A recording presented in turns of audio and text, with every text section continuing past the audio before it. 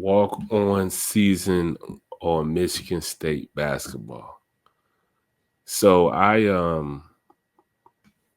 was fortunate enough and to walk on at Michigan State basketball 2012, 2013. Unfortunately, I couldn't play the year before, which was my freshman year, due to the fact I didn't have my was it my physical. Foolish, I didn't have my physical, so I was unable to play on the team my freshman year. But I was fortunate enough to get on my sophomore year, and one of the just greatest times in my life, memorable experiences of my life, one of my personal biggest achievements of my personal life um, was being on that team. Um, you know, if anybody knew just kind of like my backstory prior to that, um, you know, I didn't make the varsity team at my high school, both junior and senior year. So it's kind of like it should be perceived like, oh, you should give up basketball or something like that. But I stayed committed to it because, I just love the game of basketball. Um, hindsight, looking back, I know like that wasn't a school like and no disrespect to my high school because it's debatably the greatest high school basketball sports program in the country. It's a great program, but it just wasn't for me though. Um, just this is just how it just wasn't for me, and that's fine. It was for certain guys. Certain guys went through the program and were very successful. Made it to the NBA, played high level college basketball. Things of that nature. So I'm not gonna disrespect and talk shit. Oh, because nah, I'm not gonna do that. But at the end of the day, it wasn't for me. It wasn't in the fitting of my style, my game. Um, and I was fortunate to find a team that was, and this Michigan State team was. Um, it was a great year. Um, very, very, very time consuming. It was hectic. We would have, at times film in the morning, or not even filming, more walkthroughs in the morning. Then, you know, go to tutor, have a class, come back, have practice for about 2.5 hours. Then I would. This was me.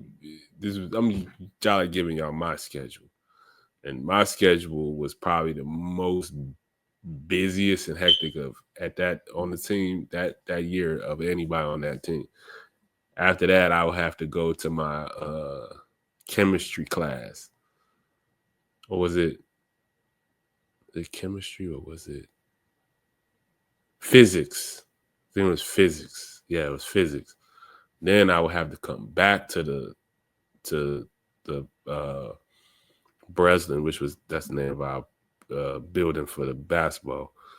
Um, and then we would have, you know, film, right? And then maybe we would walk through, So that was my day. I didn't even speak about eating, right? And then homework, and so it was very, it was a lot on my table that year, with both the school, managing my school, my classes and school, and then basketball.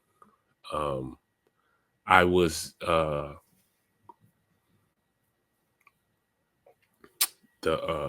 point guard for the scout team for on the team, right? So I would be the point guard for you know, the first two teams, right? As they say, the starting group and then the second group. And I was obviously on the third group. And so in practices, we would, the first two groups would essentially go against my group. I would have to run the plays that the opposing team was going to run in the actual game type thing.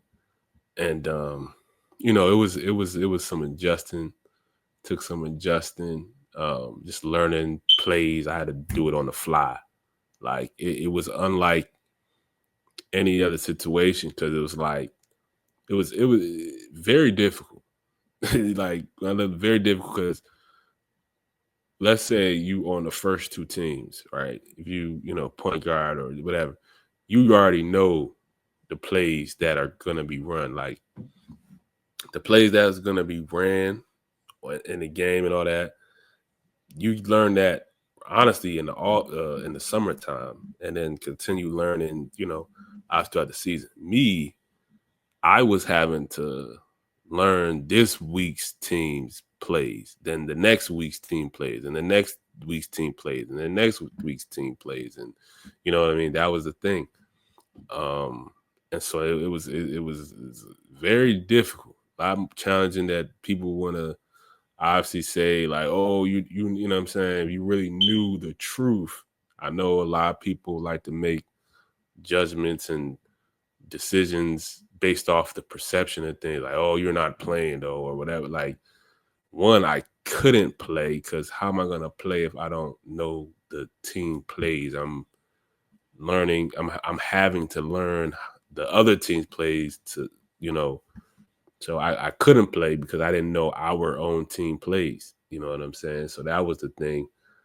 Um, but it was difficult, but it was great. I enjoyed the team that was just it was the one team um that I enjoyed the team, like the team. It wasn't like I didn't get along with anybody or you know, that's very key and important, especially in team groups, whereas you know you're on a team where the team embraces you. And I felt that was the case there. You know, at my high school program, I didn't feel that way, but I could play with them at that level. I could, but in terms of just the personnel and the, you know, the care, you know, just guys getting along, I didn't quite mesh with the guys at the program that well. Not, you know, so I have, you know, is it really a issue in? Nah, you know, because you know, even off the court, it'd be like cool, you know, what's up, but it wasn't. You know what I mean? I think I had a better gel with this Michigan State group of guys than I did with that. So that was very important, you know, for anybody out there understand, you know, that matters a lot. Um, but you know, it was very, very, very great time being a part of blue blood, as they say, program, basketball program, a pro level kind of ran program, the rich history with all the players that have come from Michigan State. I went, you know, this past was it September or August, we had a basketball reunion. They have it twice a year. I'm going to be going back in next month exactly because there's another reunion. It's a reunion for the top of the year. We play Oregon, and so yeah. But this past September or whatever, um, a lot of guys from that 2009 NCAA championship team was there. Corey Lucius was there.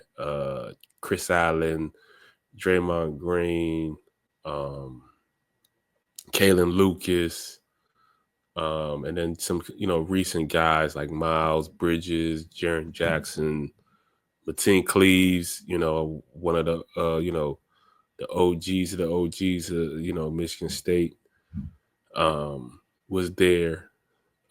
So just being around that rich history, greatness, greatness rubs off on you. You around greatness, you feel great. You know what I'm saying? It's infectious. You know what I'm saying? And so I make it an intention to, I try to make at least one of the reunions a year. Last year I went to both, but to just get back to the program and just be around the greatness. You know what I'm saying? Because it rubs off on me, and it helps me out a great deal. And just encouraging all guys, who play on the program at Michigan State, definitely return back to the alumni, programs. It's great to see a lot of you, guys. It's a great program. So, coming back is dope. You know what I'm saying? Seeing all the people. You know what I'm saying? But the staff, the coaching staff is great. The managers were great. The culture is great. It's a winning culture at Michigan State. Coach Izzo is a great leader of men, young men in general. And so being a part of that is one of the most significant aspects of my life. I definitely am very appreciative to be a part of the Michigan State basketball program and being a part of it. My only regret is that I wasn't able to be play and be a part of the program while I was, in my college years enough. Unfortunately, my grades had slipped that the year I was on the team, long story short, I had a chem lab class. I had so we had an in a class part where we had to come in for the labs. And then we had an online part where we had to take certain lessons that we had to do weekly or whatever. And long story short, I learned this after the fact when I got my grade. And this was like when school was done and stuff. So I failed the class. I got a 0 for the class because I didn't finish enough lessons of the online thing. I went to just about all of the in-person labs. I even did some of the lessons. I just didn't do a certain amount. There was a certain amount that you had to do. And if you didn't do this certain amount, you just failed everything. Like it wasn't even like, okay, you get deducted points. You got a complete 0 if you just didn't do this certain amount. And because I didn't do this certain amount, I 0 point the class. My GPA completely shot down. And, unfortunately, I had to be off the team because I'm on the team is going to drop the team's GPA. So I couldn't be on the team. And so it took me about 2 years to get my GPA back up. I got it back up, got, Coach Izzo, fortunately, And I'm, thankful and grateful gave me another shot to get back on the team. I did about 2 or 3 practices or something like that. And then my shoulder, my labrum, I popped my labrum. I had a partially torn labrum that our team doctor, Quentin Sawyer, who's now he's a recent Olympian for the the men's USA team. He was on I believe the team doctor for that team, and now he's at one of the team doctors for the Charlotte Hornets. But he was he said I needed to get surgery, and that was it for the year. And that was it. That's pretty much caps off my situation, at Michigan State, with in terms of the basketball. And it's unfortunate I didn't get the development that, most guys get, you know what I mean? Playing some years, learning, being able to, because coming up that season, that summer was all about learning the plays, and then, coming into the season, knowing the plays to now I can actually play now. You know what I mean? Because I know the plays, and just getting that development, getting that experience, and I know for a fact things, if had I been fortunate to get that, I think things would have be a lot different. I think I could have definitely had a shot to play pro in the NBA, and have maybe some opportunities overseas or something like that. But obviously my main goal is to play in the NBA. But that's my only regret. You know what I'm saying? But nonetheless, things happen for a reason. I learned from all of that. I learned from all of my experiences, good and bad. I'm thankful. I'm grateful. Um, you know, I think, like I said, everything happened for a reason. I'm in a pretty good situation now. And just kind of improving on that, growing my brands that I've started. So, I think learning from those situations is what's led me to where I'm at with the businesses and stuff like that. And trying to, you know, take the lessons I learned from those experiences and situations and then applying it to what I'm doing currently. You know what I'm saying?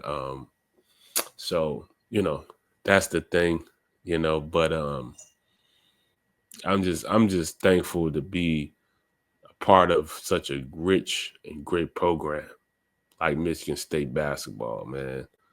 I'm so thankful and I'm grateful. I I told Chris Allen at the tailgate, that team that they was on is the reason why I wanted to go to Michigan State. I watched their Final Four run that year, and this is in high school. I had no kind of anything as it pertains to Michigan State, but I watched that Final Four run when they went to national championships, and unfortunately lost to UNC. Ty Lawson team. I was like, yo, I want to play at Michigan State. If Michigan State was like, yo, we want to give you an opportunity to play on our team, I was like, yo, I want to go to Michigan State. I said that then. Like, it was really a mental note. I didn't really actually say it. It was just like in my mind. I might have said it, but I know for sure I said it in my mind. Like, this is a school I will want to go to, And isn't it crazy how, life can work? You can end up at your dream school, you know what I'm saying? And playing. And that even that 1 year on the team was so surreal for me. It was really surreal. I don't think people understood it, one, considering some of the situations. Like I said, getting cut twice, and then to get at Michigan State basketball. It was so surreal. So many guys from that high school program, was surprised I was even, like there. I had guys from there so surprised, like, that I was on the team at Michigan State. You know what I'm saying? So, uh, because they didn't think that, obviously getting cut, didn't think I was a good player. But no, I think they knew I was good. It just, like I said, it was just like I think, like I said, a lot of times it just be personalities not really fit. I didn't really have good relationships personally with a lot of the players at my high school program and stuff like that. And I think that was really the main reason why I was on that team. It wasn't about whether I could play or not, because that just wasn't the case. Even then, I was scoring buckets, doing all that at then. You know what I'm saying? A lot of them will say otherwise, and that's cool, but I was getting buckets even the times when I got my opportunities to play, when they try, I was giving them buckets, but uh you know but even then, I always say that was what they prepped me. They prepped me for that level. Like I said, I learned from everything. You know what I'm saying? That being at my high school program, going through what I went through, prepped me for that level. You know what I'm saying? That was what was preparing me for the next level. You know what I'm saying? And shout out to the guys on that team, the Michigan State team that I was on. It's some great guys. That team actually had the most guys from Michigan State history program, had the most guys on one team to make it to the NBA. You had Brandon Dawson, Keith Applin, Adrian Payne, Gary Harris, and Denzel Valentine. All 5 guys went to the NBA and did some time there. Shout out to those guys. Shout out to all the other guys on the team, the management, the coaching staff. Shout out to everybody. Much love to y'all, man. Hopefully I can see y'all in the next couple weeks at the reunion. And yeah.